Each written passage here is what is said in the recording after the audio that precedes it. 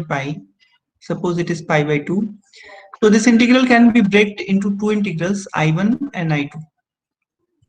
So I1 is from 0 to pi by 2 under root x upon sin x dx, and I2 is from pi by 2 to pi under root x upon sin x dx. ठीक है, चलिए अब एक एक करके calculation करते हैं for I1.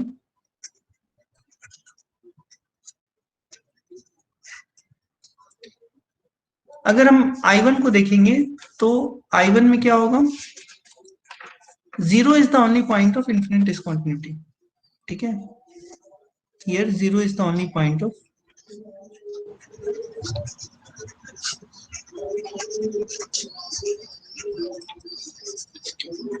infinite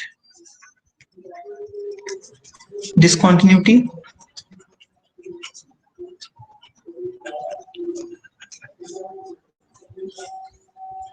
ठीक है, और fx हमारा क्या है, fx है under root x upon sine x, और हमको एक gx लेना है, कुछ हमको gx चूज करना है, सो दैट अगर हम लिमिट निकालें, limit x is going toward 0 plus under root x upon sine x into 1 by g x, तो ये लिमिट हमारी कुछ फाइनाइट नॉन जीरो नंबर अगर आ जाए तो बहुत अच्छा है.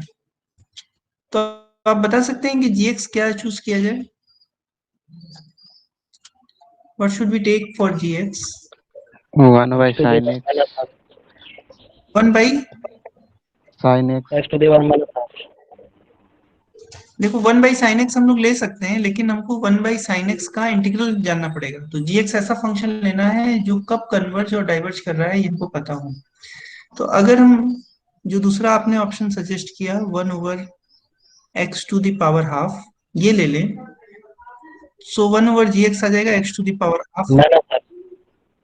यस, हाँ बताइए, कोई दिक्कत तो बताइए. Sir x upon root x ले सकते हैं क्या? x upon root x, Yes, sir. x upon root x का मतलब तो हो गया अंडर रूट एक्स, और अंडर रूट एक्स लोगे आप तो कैंसिल हो जाएगा अंडर रूट एक्स, और साइन फिर डिनोमिनेटर में रह जाएगा, और ये जीरो की तरफ टेंड करेगा तो लिमिट इन्फिनिटी की तरफ. सर वैसे नहीं, जैसे x upon under root x लेंगे ना तो अंडर रूट एक्स को अंडर रूट एक्स से काट देंगे, और जो x है ऊपर उसको साइन x अपॉन x कर देंगे तो वो तो 1 ही हो जाता है. तो अल्टीमेटली gx 1 डिनोमिनेटर में जो आप कह रहे हैं हम उसको लिखते हैं. देखिए आप कह रहे हैं gx is equal to x upon under root x ले लें, यही ना, यही कह रहे हो ना? नो सर, मतलब under root x upon x. तो under root x upon x कितना हुआ, 1 ओवर अंडर रूट एक्स हुआ ना, तो यही हमने Yes, sir. लिया हुआ है. 1 over under root x is this, Yes, gx sir. Is 1 over under root x which we have taken. ठीक है, तो आप सही कह रहे हैं, gx is 1 over under root x हम लोग ले सकते हैं, और इसको लेने के बाद ये लिमिट कितनी आ जाएगी, 1 आ जाएगी. This limit will become 1 because x upon sin x, x is going towards 0, this limit is 1, which is non-zero. तो इसका मतलब हो गया दोनों फंक्शन का नेचर सेम होगा. हाँ बोलो रवि. आवाज नहीं आ रहा आपका सर क्लियर. आवाज क्लियर नहीं आ रहा है. रवि तुम्हारा नेट प्रॉब्लम. नहीं सर. बाकी लोग को आ रहा है आवाज clear? Yes sir. Yes, sir. Ravi एक बार फिर से ज्वाइन करके देखो, maybe there is some network problem. Okay, so now the limit is 1. अब ये इंटीग्रल कब है, ये integral 1 over x to the power half dx, and x is varying from 0 to pi by 2, converges. ये integral क्या है, हमेशा converge करता है. So since this converges, so integral 0 to pi by 2 under root x upon sin x dx converges.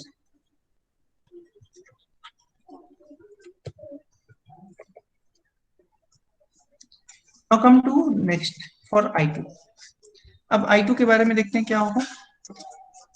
I2 integral हमारा क्या है, I2 जो है हमारा है integral pi by 2 to pi under root x upon sine x dx, ये integral है हमारा I2। यहाँ पे प्रॉब्लम कौन होगा, पाई जो है वो प्रॉब्लम होगा। Here x is equal to pi is the point of is the only point of infinite discontinuity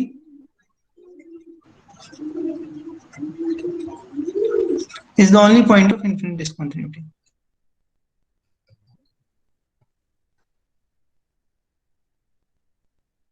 ठीक है, तो fx क्या हो गया हमारा, fx हो गया under root x upon sine x and gx हमको चूज करना है, so that limit x is going towards pi with minus, fx की वैल्यू है under root x upon sine x into 1/gx। ये लिमिट कुछ आ जाए, फाइनाइट आ जाए, non zero आ जाए, बस ये हम चाह रहे हैं। So can you suggest anything, what should we do? Sir 1/पाई माइनस एक्स ले लेंगे। gx को ले लें 1/पाई पाई माइनस। माइनस अच्छा, तो फिर इससे कैसे करेंगे,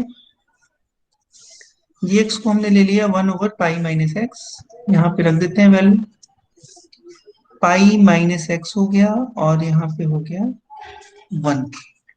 अब ये लिमिट कैसे निकलेगी, सर साइन एक्स को साइन पाई माइनस एक्स लिख सकते हैं। साइन एक्स को साइन पाई माइनस एक्स ले सकते हैं, यू आर राइट। तो हम लोग ये भी काम कर देते हैं, साइन एक्स की जगह लिख देते हैं sine pi minus x. Okay, and x is going towards pi का मतलब हो गया pi minus x is going towards zero. तो दिस ये जो वाला जो हिस्सा हुआ साइन पाई माइनस एक्स, ये वाला जो हिस्सा हुआ आपका, ये एक साथ अगर हम लोग देखेंगे तो ये 1 की तरफ टेंड करेगा, और ये अंडर रूट एक्स जो है अंडर रूट पाई की तरफ टेंड करेगा, सो ये आ जाएगा under root pi which is non zero. तो हमारा काम हो गया, और इसका इंटीग्रल हम लोग जानते हैं, gx का इंटीग्रल हम लोग जानते हैं, since integral pi by 2 to pi 1/पाई minus x dx diverges, so I2 diverges।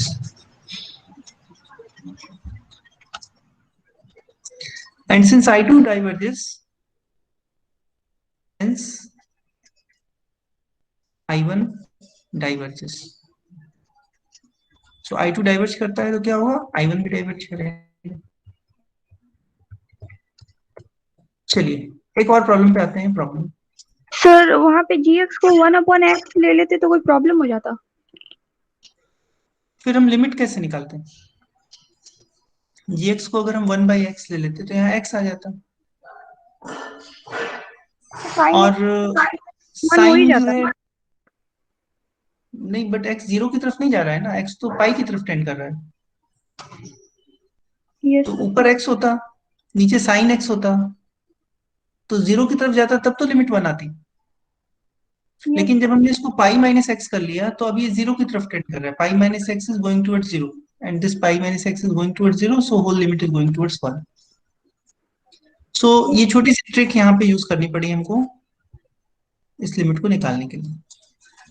ठीक, तो जैसे जैसे आप क्वेश्चन करिएगा आपको अपने से एक्सपीरियंस होगा what can be the value for GX, GX को हम क्या चूज कर सकते हैं।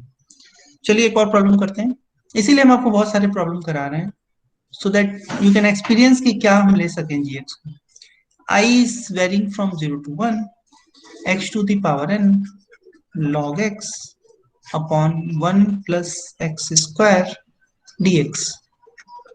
ठीक है, इसको देखना है। तो अब देखिए यहाँ पे प्रॉब्लम कहाँ पे होगी। पहले तो एक चीज देखिए कि जो हमने टेस्ट जितने किए हैं वो सब पॉजिटिव फंक्शन के लिए किए हुए हैं, क्या ये फंक्शन पॉजिटिव फंक्शन है? जो कंपैरिजन टेस्ट बताया गया है वो पॉजिटिव फंक्शन के लिए है। इस फंक्शन को देखो, क्या ये पॉजिटिव है इसकी वैल्यू?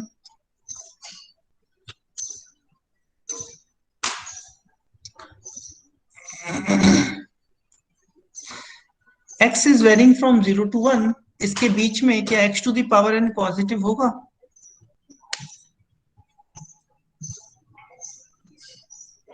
जल्दी से बताओ। Yes sir. अच्छा, log x पॉजिटिव होगा?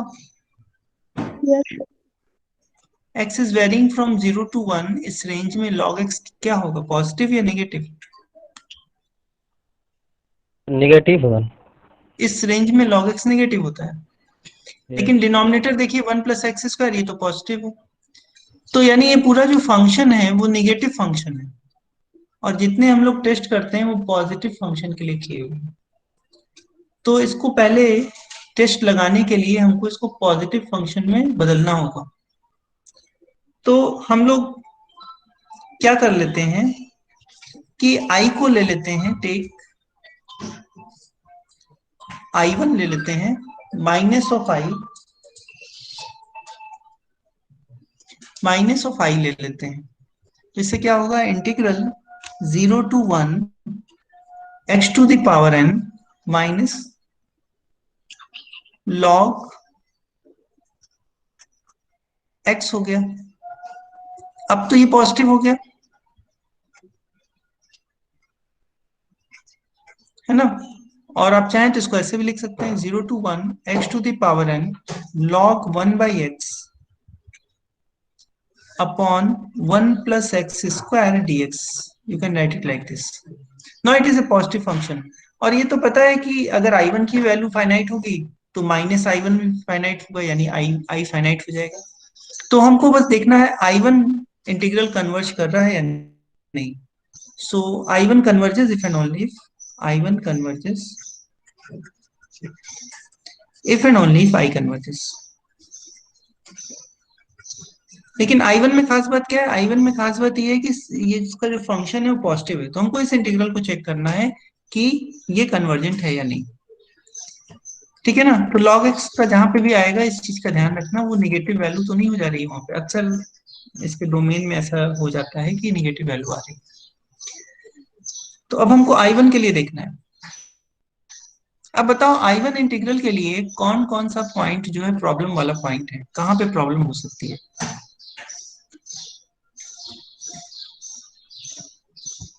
यानी पॉइंट ऑफ इन्फिनिट डिसकंटिन्यूटी कौन सा है?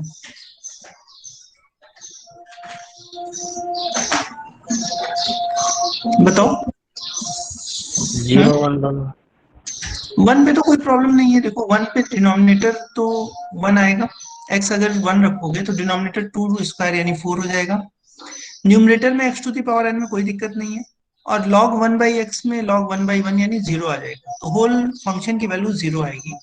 तो 0 से हमको दिक्कत नहीं है, हमको इन्फिनिट से दिक्कत है। तो 1 पे कोई प्रॉब्लम नहीं है, so the problem is at 0। ठीक है, so we can write it as here 0 is the only point of infinite discontinuity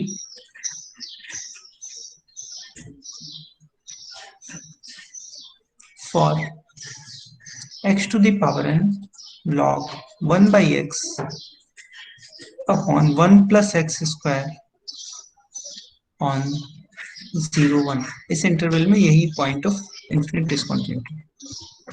ठीक है, अब देखो इसको करने के लिए हमारे पास fx चाहिए। fx हो गया हमारा x to the power n log 1 by x upon 1 plus x square, ये एक चीज हो गया। एक gx हमको चाहिए, और फिर लिमिट निकालना है हमको, जैसे हम लोग करते हैं।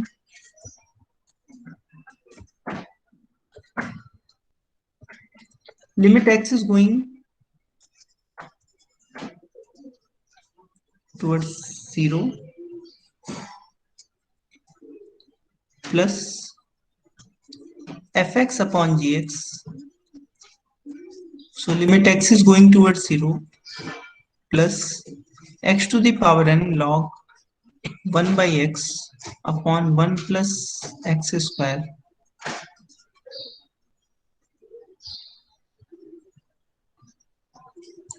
into 1 by gx, और कुछ ऐसा आ जाए कि ये फाइनाइट लिमिट आए,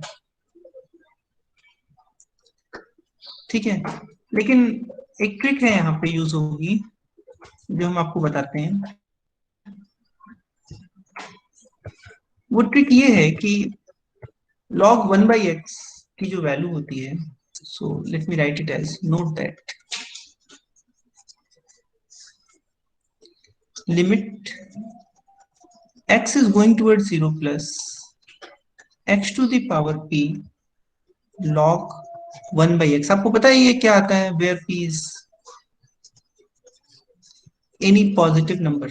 ये लिमिट कितनी आती है आपको पता है? Do you know the value of this limit?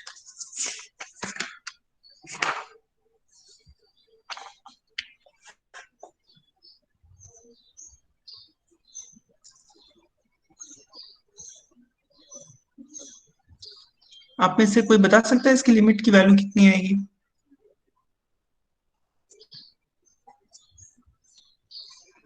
Are we connected?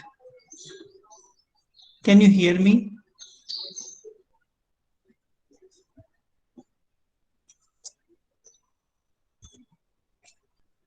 नहीं?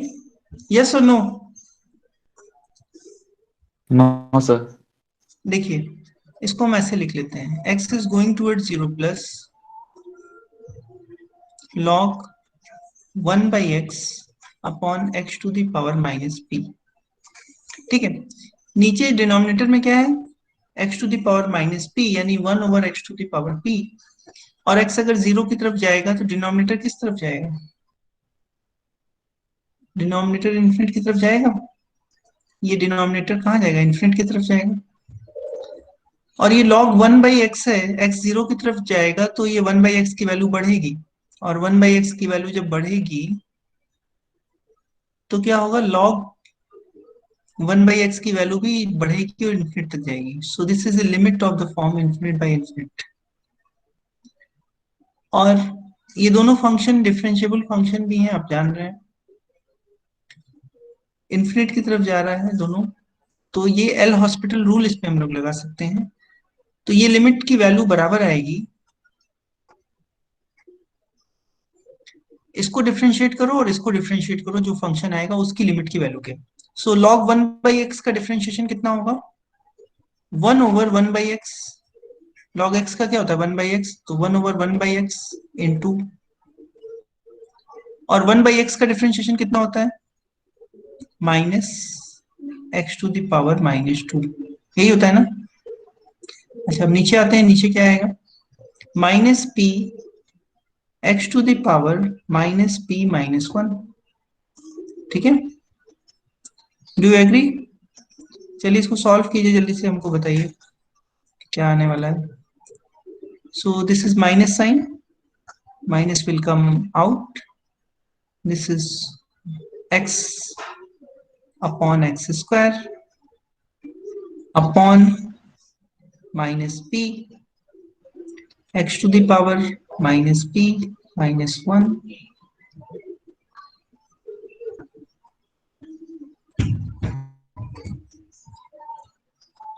ठीक है। अब क्या होगा, this is equal to limit x is going towards plus this x and x square will cancel, 1 by x will come minus p x, और ये x to the power minus p minus 1 को ऊपर ले सकते हैं, so x to the power p plus 1 हो जाएगा। So this is simply limit x is going towards 0 plus x to the power p upon, और माइनस माइनस कैंसिल हो गया, ये माइनस माइनस से कैंसिल हो जाएगा, upon p। So what is this limit? 0। ये लिमिट देखो 0 आती है, कोई भी p ग्रेटर देन 0 हो तो उसके लिए लिमिट की वैल्यू 0 आ जाएगी, ठीक है, क्योंकि p अगर नेगेटिव होगा तो फिर ये इन्फिनिट चला जाएगा। So for any p greater than 0 this value of this limit is 0। सो अगर आप इस पॉइंट को ध्यान में रखें तो क्या आप बता सकते हैं कि gx क्या लें कि हमारा काम हो जाए? अगर ये लिमिट 0 पे आ गई और gx फंक्शन कन्वर्जेंट होगा, इंटीग्रल उसका कन्वर्जेंट होगा, तो गिवन फंक्शन का इंटीग्रल भी कन्वर्जेंट आ जाएगा। ये रिजल्ट हम लोग जानते हैं ना। अगर लिमिट 0 पे आ जाती है तो भी अगर gx कन वाला इंटीग्रल कन्वर्जेंट होगा तो fx वाला इंटीग्रल भी कन्वर्जेंट हो जाएगा। इफ एंड ओनली इफ नहीं आएगा, बट एक पार्ट आएगा। So can you tell me what can be the value of gx? Plus x square Hmm? 1/1 plus whole square 1 over 1 plus 1/1 plus x का whole square. इससे लेकिन क्या फायदा होगा? सर वो हमारा जो टर्म ये जो 1 प्लस एक्स स्क्वायर है, इससे हमको कोई दिक्कत नहीं है, क्योंकि x 0 की तरफ जाएगा तो ये इसकी वैल्यू 4 आ जाएगी। यहाँ तो लिमिट में कोई प्रॉब्लम नहीं है। जो लिमिट में प्रॉब्लम है वो इस x के साथ है। इस x के साथ क्या प्रॉब्लम है कि अगर ये n नेगेटिव होगा तो ये इन्फिनिट की तरफ चला जाएगा, और अगर ये n पॉजिटिव होता तब तो ये लिमिट हम लोग अभी नीचे देखे उस हिसाब से ये क्या हो जाती, 0 आ जाती। लेकिन प्रॉब्लम इस n के साथ है। हमको हमको इस n को किसी तरह से हटाना है। So can you again suggest me with gx?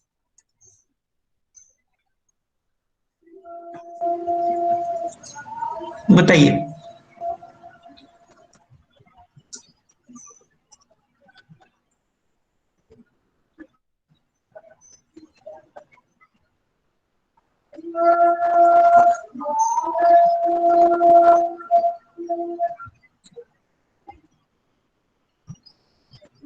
Sir x to the power n minus p gx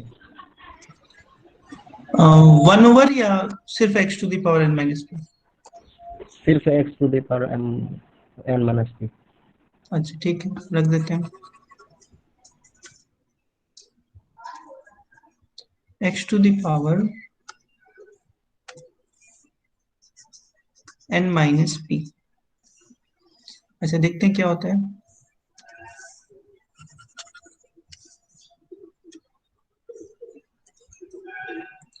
x to the power n minus p, where p is some number which is greater than 0, यही ना? कोई भी number हो सकता है जो greater than 0 हो। तो ऐसा करने से क्या होगा, ये x to the power n cancel हो जाएगा और ये x to the power p ऊपर चला जाएगा। So this is limit x is going toward 0, x to the power p log 1 by x हो जाएगा, और डिनोमिनेटर में आ जाएगा 1 प्लस एक्स स्क्वायर आ जाएगा, और ये पूरी लिमिट 0 आ जाएगी। ठीक है ना? Is it okay?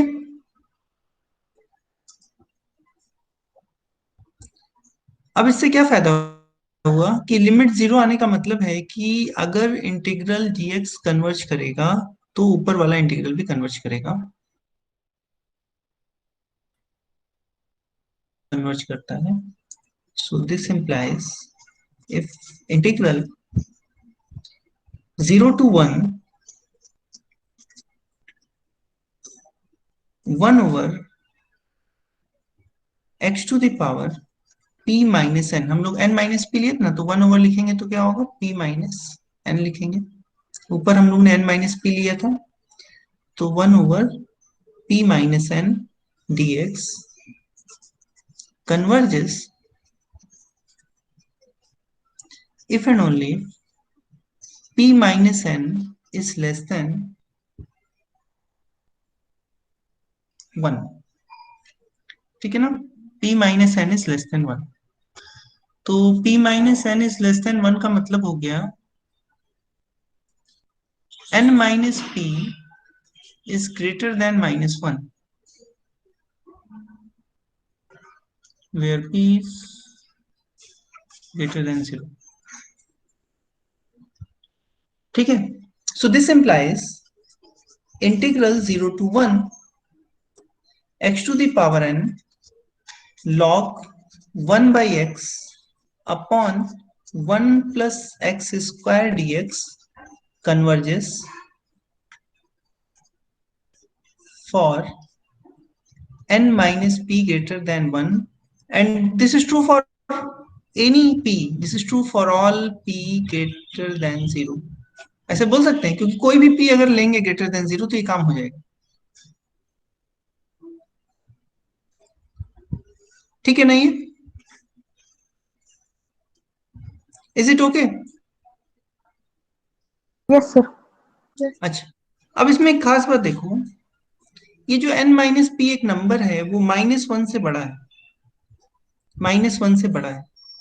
मान लो कोई भी नंबर हम -1 से बड़ा लेते हैं, कोई भी नंबर हमने लिया -1 से बड़ा लिया,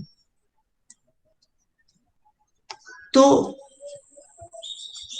इस नंबर को, ये हम मान लो कोई नंबर ले रहे हैं n, कोई भी नंबर ले रहे हैं -1 से बड़ा, तो अगर ये -1 से बड़ा है तो इस नंबर और -1 के बीच में कुछ दूरी होगी, तो इस दूरी में से कोई छोटी सी दूरी हमने ले ली और इस दूरी को हमने नाम दिया p, तो ये p कैसा हुआ? ग्रेटर देन 0 हुआ ना। और n माइनस पी कहाँ हुआ? यहाँ पे हुआ n माइनस पी, तो ये n माइनस पी क्या हुआ? ग्रेटर देन -1 हुआ। अगर हम n को खुद -1 से बड़ा ले लें तो एक ना एक p जरूर ऐसा मिल जाएगा कि n माइनस पी भी -1 से बड़ा होगा, क्योंकि ये ऊपर वाली आइडेंटिटी ट्रू है हर p के लिए, छोटा से छोटा p के लिए। तो इसका सिंपली मतलब ये है कि this implies n is greater than -1, because whenever n is greater than -1 you will get a p such that n minus p will be greater than -1। ठीक है, सो इसका मतलब ये इंटीग्रल क्या होगा? कन्वर्ज करेगा। कब कन्वर्ज करेगा? when n is greater than -1, hence